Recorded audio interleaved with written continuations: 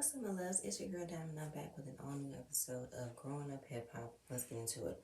Um, this episode really wasn't much. Towards the end, and everybody's pretty much stretching out this wedding with TT and Sean and the charges against Egypt and Sam. But let me just spam through them. I'm gonna do TT and Sean all in one because they literally stressed out their entire situation in this one episode. So TT and Sean, they're going back and forth with the duration of this wedding. Sean really doesn't care about what goes on in the wedding, just making sure that TT's happy. But since TT keeps going on about how this is her first marriage, she wants everything to be right. She wants the wedding to be perfect. And for what she wants to have, what she does want to have, she's not exactly sure how to go about it. Because it started off with them, you know, talking about the bachelorette party. TT thought she was being punked. And Sean said that the bachelor party was dry and he had something better at home. Now, I'm not mad at Sean for saying I don't need to see strippers to realize that I'm marrying the woman of my dreams, but to be honest, the bachelor party was whack. It was boring. It was dry. Like, what could have been said? Like I said, I think they just filmed that because they didn't know what to do. They need something to film. Um, then it's just talking about how much Sean doesn't have an input but wants to have an input. In reality, Sean wants to be a part of the process. He just wants his voice to be heard as well, even though he keeps saying, I want TT to have her day, but don't forget about me. Because that's what literally happened this entire time. Because Sean doesn't know who's coming to the wedding because he's asking who's coming. TT is telling him, how about you give me a list of the people who you want to invite, call them up and say no, because obviously COVID. And he's trying to be thoughtful and considerate of other people. I don't want to be an inconvenience to them if they can't come. At this point, y'all just might as well go to justice of peace with the people who can come and then have something of a celebratory event afterwards. It doesn't need to be this hard because I understand how TT feels, but I also understand what Sean feels. He doesn't want all of this. It's not like this isn't gonna happen in the next 5 years. We can have the wedding of your dreams, but right now I just want to get married to you. And he's stressed out, of course, and obviously I think the wedding was moved up or changed due to COVID, due to certain people not being able to fly out, due to people not wanting to be vaccinated. So I'm like, you guys are stressing yourselves out and it is hindering your relationship. So then after that, they're looking at venues. She doesn't want the wedding on the sand because she doesn't like the sand. She never liked it. But Sean's just trying to be simple. We don't need all this. Let's just be simple. Then we're dealing with them being kind of in a long distance situation because Sean's business is remotely located in Jamaica, so he travels back and forth. So what are the conversations of you guys finding a stable place to live? TT still wants to find a job in LA, and obviously she has her son, wants him to have a stable environment to grow up, and don't know how it's going to work for Sean to go back and forth. And maybe if they find trustworthy people in Sean's business that he can trust so he doesn't have to travel every single day or be gone for weeks at a time. Now, her mom, who's a lawyer, she is investing in Sean's business. She has been investing in Sean's business since the beginning. So, of course, she's viewing the money of what Sean has to do. And we need to make sure that he is available to make sure his business still be a business. The money has to circulate. Then it's just, going back and forth with them, not really being communicated what they want, what they don't want. And I was just like, y'all making this harder than it has to be. It does not need to be this hard. I'm sorry, it don't. And I'm no expert in marriage whatsoever. But in my years of being married, me and my husband never really had an issue with how we wanted to plan our wedding, considering the fact that we really didn't get a chance to. But the one thing that we did want it to be understood was I just cannot wait to be married to you. Everything that I wanted, the type of venue, the type of theme, that will come later. I want to make sure I'm getting this all out before I move on because it's pretty much the same thing that I've already said. They want to make sure everybody's coming, but they don't want to come. They don't want to get vaccinated. Even when it came down to her bringing Tyran again. She wants to still make sure he wants to come, but he doesn't want to get vaccinated. Her mom and her aunt said if he don't want to come, he don't want to come. At the end of the day, COVID really is like, not the other woman, but it's like, damn, COVID, you making everybody feel hesitant to come and want to go anywhere because of what's going to happen. And I feel like, you know what, might as well take advantage of that. And if you're trying to be convenient or thoughtful of other people's situation, then just say, you know what, y'all, I know we wanted y'all to come to our wedding, but due to COVID, due to us wanting to have a small wedding, we just gonna invite who can come, and we'll let y'all know when everything else happens. I'm gonna move on from that. Um, JoJo. JoJo is on the couch. Now it starts off with JoJo playing the game. He had the headset on and everything, but he's sick. And while he's sick, you got Tanise being a mom, being Superwoman, holding the baby, and also getting them some tea. Now, he don't know what he got. He said it's not COVID. He was tested, but he just has night sweats, sinuses, the flu, whatever. And he's literally acting like all men that act like, you know, they can't function because they're sick. They can't do nothing. So he wanted Tanise to put the baby down and go to the store and get him some medicine. The entire time, I feel like he was rushing her to figure out a way to hurry and let the baby sleep, which means let the baby sleep. Don't let the baby wake up so JoJo won't have to get up and handle his responsibilities as a father to help the child while Tanise is down to the store buying you some medicine. Because he talks about a triple date with Eric and his wife and Boogie and his date. And he's like, okay, well, let me know the details because I got the kids, I got work. What's going on? Okay, well, we got a babysitter.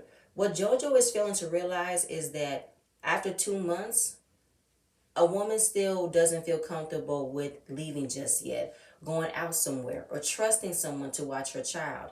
Like, it's literally a fresh situation, okay?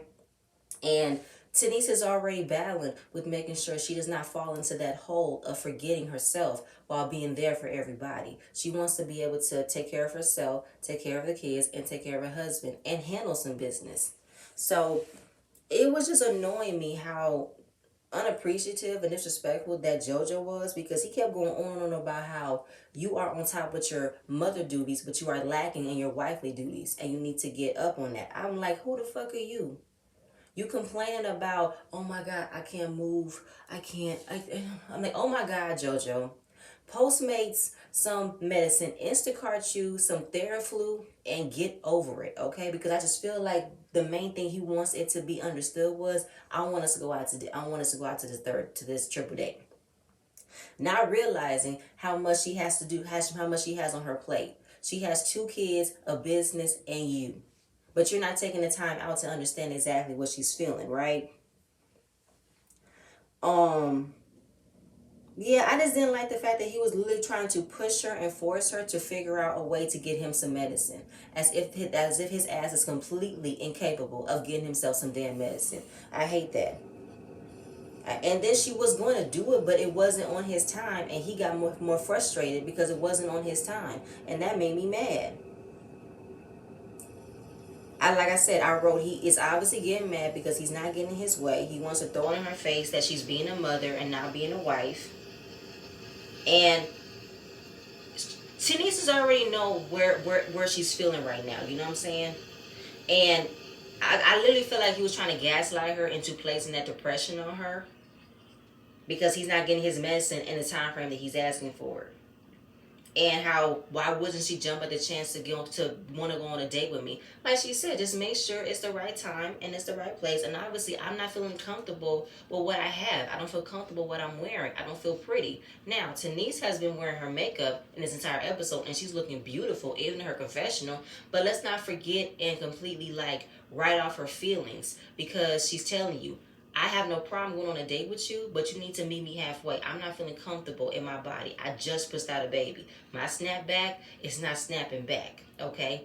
You don't have those kind of body problems where you look at yourself in the mirror and you don't feel pretty. So you can mess me up with that. And I don't have the ability to be just, okay, want to get up and go and leave my kids. No, you can, but I can't. Egypt was in the studio with Sam going over some horrible music. It's a track that Sam's making with his brother. I don't know. But Boogie and Eric comes in, And he talks about, what's going on with his case. He has a bullshit district attorney who is obviously letting him fall to get these charges against him, right? And basically, it was a hate crime about people coming at him with what they know about his sexuality and blah, blah, blah. And then he wants to give everybody a job to make sure Egypt still lives her life. Now, Sam brings up what he heard about the bachelor party and how Sean did not interact with the strippers. Apparently, Boogie said, listen, at the end of the day, this was a dry fest, okay? You got 2 strippers and 6 guys. That does not seem like a fun party for me, so I'm going to be gone. Now, Eric's messy ass wants to bring up the lack of interaction that Sean had, and also the wedding. Right in front of Egypt and Sam's face, knowing good and goddamn well that Sam and Egypt are not invited to the wedding. They are still at odds with TT. Eric, I'm not like...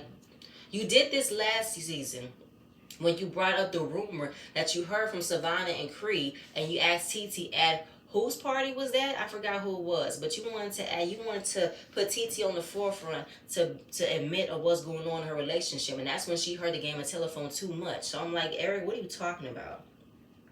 And here goes Sam. I'm not trying to be a part of that. That's Egypt's family. I don't want to mess up her day, but just don't mess up mine. I'm like, shut the fuck up, Sam. Now you don't want to be input. Now you want to be in the mess. You created the mess. This is what you've done. Ugh. And obviously Egypt is still in that space of whenever TT's ready to talk, she's ready to talk. But they're not invited. Yeah, but that's blood. Sometimes blood don't always mean I gotta invite you. If I'm not in the space or the feelings, if you want to celebrate my day, I'm not going to invite you. Moving on. Egypt talks to Boogie one-on-one to really get a full understanding as to how she's feeling. Obviously, she's feeling like, I cannot believe this is happening. I'm put on a brave face because I cannot believe all the years are going to be, charged against him over a DA that did not care about him. And they have a lot of plans that they wanted to do. And she looked to the side like we had plans. And, I just had a flashback. I just had a forethought of what my future would have been like. Because she wanted to have kids by him before she turned 27 or 28. Or by the time she was 27, 28, she wanted to have kids. She said she has no problem holding off the wedding. Because Sam is the only person that wants to be her forever. And he's the only man that she wants to have kids with. Okay. Then she's worried about how he's going to deal with being in prison. Now, considering the fact that she just said she's willing to hold off, let's not forget when I said last episode, they got married. Something's telling me, I did not explain much in the video because the video wasn't much and I didn't want to give any energy because I was done with that. Something's telling me that the charges against Sam were dropped. They never went anywhere. And he's basically a free man. And I also feel like it's a competition to get married before TT does. No, wait, take that back. Didn't TT get married last year? I'm getting my days confused. But basically, I just still feel like this is still a competition of Egypt trying to one-up TT for getting married before her. And the charges against Sam was dropped. And they figure this could be a sign. Let's go ahead and get married. And the fact that the wedding... I'm not saying it's cliche that they got married in Vegas, but the picture, the dress was horrible. I cannot believe that Tretch and Peppa said yes to this, including Lazy Bone ass. I'm just like, y'all said, I'm sorry. It didn't make any sense to me as to what does this do. Like Tretch, you just said last episode you wanted Egypt to branch out more for herself. Think for herself, find other things about herself, and not have it be connected to Sam. Let her have her own identity. But yet you are okaying this man marrying your daughter when you are still not completely on board or understanding of how the situation came about of his arrest. That story is still not clean. That story is still fishy. And you don't trust it. You trusted this man to take care of your daughter, and he didn't do it. And you said yes to them getting married? I guess. Whatever. Egypt, back again. So she's spending time with Sequoia. and her cousin Devin, Lazy Bone and her mom comes by, and Egypt says she's spending a lot of time with her lately. I said, "Oh wow, what happened to Savannah?" I guess they're really grasping for straws on how to on where to film with the rest of the cast because nobody wants to film around y'all. So she's trying to have a good time, have some fun while going through a disastrous situation. And Sam talks to Lazy Bone about his situation because he tells him he's facing 10 to 15 years of felony charges. You got advice? Let me know. So he wants advice from the OGs. So this is the story that Sam told. So he said to me, I felt like he had a meeting with the label, and they probably did some digging on Sam about where he came from and all of his antics that they probably seen or heard from the show or around the town, and probably felt like he was giving opportunist vibes, and maybe he wasn't a good look to add to the label. Now, of course, Sam was like, "That's not what I'm about. I don't think I ever wanted that energy." Sure, Sam. Okay. So obviously he felt like a failure. That's not what I wanted that to happen. So he was drinking his sorrows away. And he drunk to the point where he was at a club, I believe. And I think he went through a restricted access and went to the top of the roof. They had cameras. So security came up and got him. So he wasn't supposed to be there. That's how I took it. Now, he thought that since the security guards were black, they would have been cool with him being up there. But then there was a lot of verbal slurs going back and forth. I'm thinking Sam probably got irate. And after being told he wasn't allowed to come up here, he probably went up and down feeling like he was big badass and I'm Sam, I'm this, I'm that, I'm part of the Tretch, I'm part of the Pepper family. Something's telling me that Sam got big in his head, big in his mouth, approached those security guards like he about that life, and then they told him no and they beat his ass for it. Something's telling me that the security guards were not wrong for doing their job, and Sam didn't like that. He thought he had power because of who he thought he was connected to. So Lazy Bone listening, but I don't think Lazy Bone was really caring. And he talked about, him getting shot in the back of the head at 16, his best friend on the floor dying. We've seen so much before he reached the age of 18, going to funerals. And Lazy Bone is waking up, loving life, respecting life, wanting to live life each day, handling his business, not looking back, leaving a legacy behind. And he just told Sam, put the bottle down. Stop drinking. Because there have been tons of times in my life that I have let the bottle, the liquor, get me in all types of situations where I had to pay off people because I did this. Bad things happen when you drink. So you're going to have to clean that toxins out of your body and clean up the mess that you made. Because nothing's going to do you good if you are constantly drinking, and then when something doesn't go your way, you want to get mad, you want to get loud, you want to get angry. And look where you're at right now.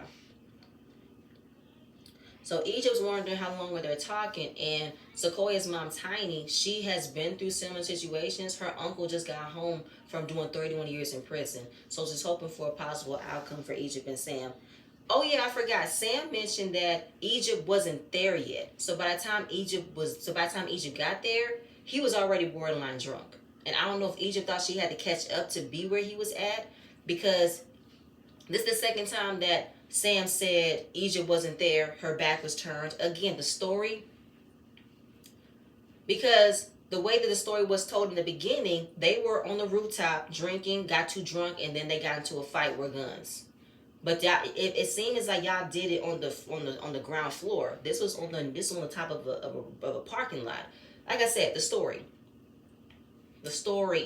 like it keeps on moving, keeps on shifting, it keeps on changing.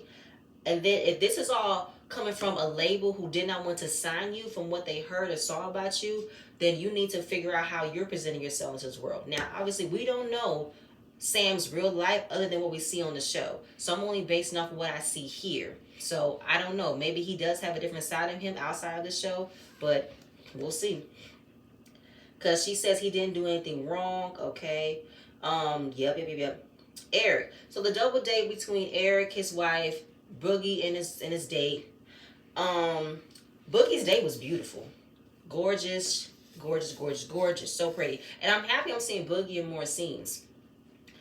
Eric and his wife Aaliyah looked like she was about to handle some errands and she wanted a quick outfit. This was not an outfit to wear for salsa dance. You couldn't wear nothing more, cute, sexy. Okay. Um, JoJo arrives, but everybody's wondering, where's Tanise? Where's Tanise? He said she told me to meet her here. All right. So obviously he's still trying to figure out where she at. She hasn't texted him yet. So obviously it looked completely awkward because it sped fast. Like everybody was asking him every 5 minutes, where's Tanise? Where's Tanise? So she texted him back. She said she's not gonna be able to make it. He walks out feeling completely like surprised and shocked that I'm left by myself and my wife didn't make it. So since he left so abruptly, Eric follows behind him to wonder what's going on. The way you left, it raised some flags. So she said she's not comfortable to leave the babysitter, leave the baby with the babysitter, but we already have someone in place. I don't know what's going on, what went wrong. And then the main thing that JoJo wants it to be recognized for us to feel is that I'm left looking stupid because my wife stood me up. I don't know what's going on. Why am I left standing up? Why am I looked out here like a fool? Then my wife don't want to be out here. I'm like, is that all you can think about, JoJo? Is how you're looking? You're not looking at the cry for help in a text message that your wife's sending you. She doesn't feel comfortable, and she's probably not comfortable with leaving her baby with another person she doesn't know. And also, she doesn't feel comfortable with what she wearing, how she looked like. Granted, a husband can tell you, you look beautiful, you've always looked pretty to me, but it's something else in our mind that does not feel like it's enough. It's not enough then to feel our husband's validation that we're beautiful. It's a block for us to feel like we're still beautiful because of what we just went through. We just pushed out a kid. Our body's changing, our face, everything has changed, and we're having a mental block of getting back to that space. So he keeps on talking about what's going on, what's the problem. Ever since we've been to LA, we got issues, we got problems. Eric said maybe it's the postpartum thing, maybe it's that what it was. I know, but it can't just be that because I tell her I love her. I tell her I'm happy with the babies, but I'm not getting it reciprocated. I don't know what the problem is. Like, I don't know. Like, we've argued before, but this type of argument is different. Can we fix it? So, past that part. Yeah, so I'm just like, JoJo, every time you're talking in this entire episode, you piss me off because all you kept talking about is how it's making you look. You're not thinking about how Tanise is feeling because you so badly or so, I don't know what you wanted to be shown as. Last episode before that, you did not want it to be, viewed as you're not there for the kids. You said put the cameras down. But right now, you're not taking any sense of understanding how your wife is feeling when she's not comfortable into how she's looking, and also the amount of demanding that you're expecting of her to be this superwoman. You want her to snap back into being your wife. Hello, hard. I got 2 kids, and I don't see you helping. So JoJo automatically wants to talk about what happened. Now let's. I hope y'all paid attention to the scene. Tanise is already awake in the bed with her, scarf on, hair laid, and face beat. I'm like, Tanise, how long you been up and how long did y'all set this scene before y'all set action? Because you've already been up, your face is beat, you're beautiful, and now you want to talk about this. Okay. So, like she said, she apologized for not showing up. You know what I'm saying? And it's still not making sense to JoJo because we had a babysitter. What was hard for you to leave? Why couldn't you just come? Well, like she said, I had a full day, and by the time I put the baby down, I was tired. Now, remember, JoJo, 2 kids, 2 different age ranges. She has a business. It's just her by herself. Where are you? She is stretched to capacity. So she had no breaks whatsoever. And by the time she probably had a break, she felt like there is no chance of me finding an outfit that I don't feel comfortable wearing, getting my hair done, makeup done. No, I might as well just take this break and rest, okay? And she said, I had a baby 2 months ago. I don't feel comfortable in my body. And I've already apologized to you. But you can't make me feel bad of showing up to something when I did not feel comfortable. I did not feel a space that I felt pretty to just show up. Because he said, well, you could have put on anything and just shown up. You're not listening. She can't just show up. She doesn't feel comfortable. She doesn't feel comfortable. She doesn't feel pretty. And she's recognizing that I'm not trying to go back into, in that space where I did with our first child, but I am recognizing that I am not 100% myself.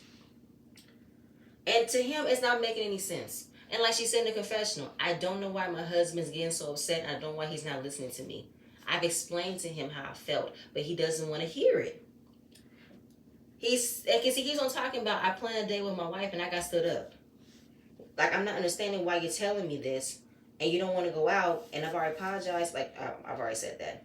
Like she said, she's not trying to claim being postpartum, but she's had moments.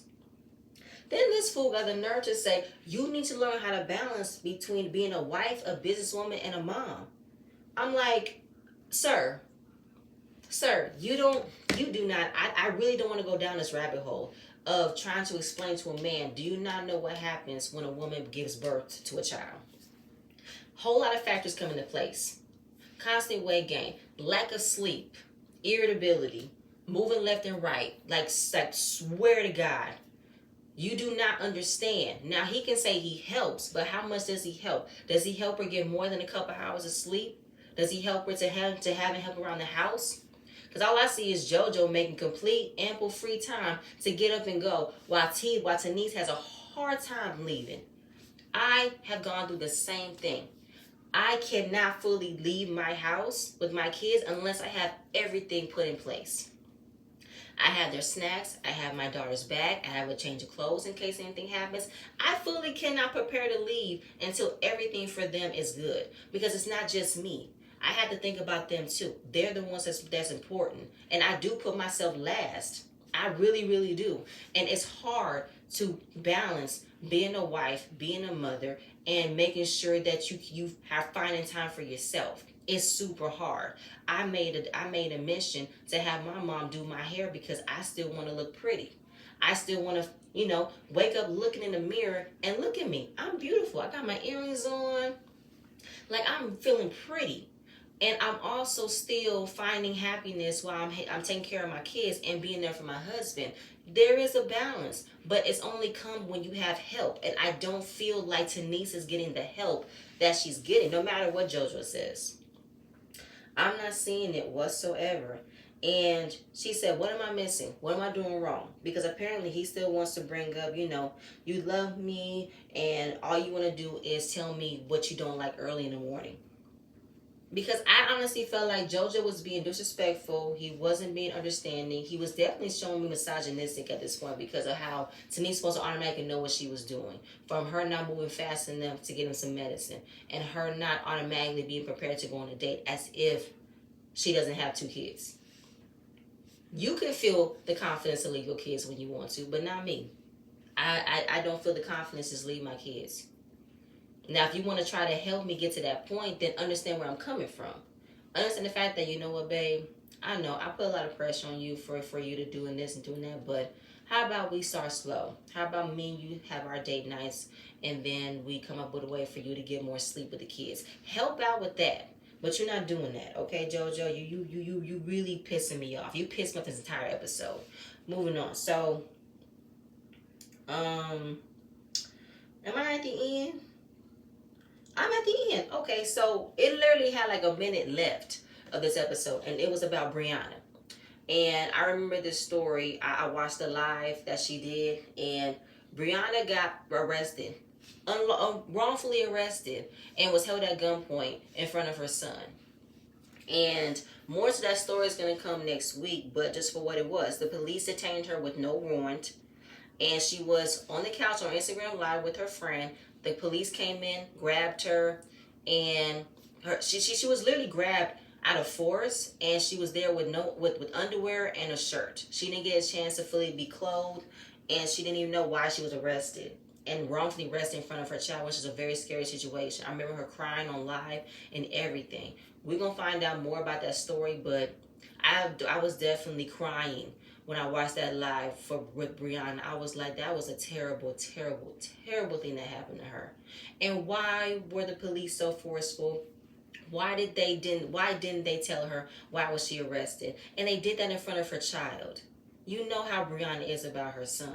And we're not going to play around that, but I can't wait to find out more about it. I might cry again. because I saved that. I saved it. I might cry again when I see it. But that's it, you guys. That's all I have. Please stay in tune for my next video, and I'm going to see you guys later. Bye.